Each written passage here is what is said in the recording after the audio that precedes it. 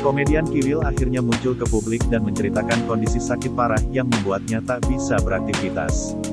Tak cuma itu, sakit itu bahkan membuat Kiwil tidak bisa melakukan apapun meski sekadar buang air besar dan kecil. Di tengah sakitnya, Kiwil menyadari bahwa ia telah mendapatkan karma atas perbuatannya di masa lalu. Seperti diketahui, Kiwil adalah salah satu selebriti yang pernah berpoligami. Komedian bernama asli Wildan Delta itu pun tak menampiknya. Ia berjanji kepada istrinya kini untuk tak menikah lagi. Mungkin itu, sakit karma kali ya. Gue banyak belajar dari apa yang gue jalani. Dari sakit itu, gue udah minta maaf sama Fenty. Saya bilang, saya mati hari ini enggak apa-apa deh, yang penting kamu maafin. Terang Kiwil, dikutip dari YouTube Trans TV Official, Rabu, tanggal 25 Mei tahun 2022.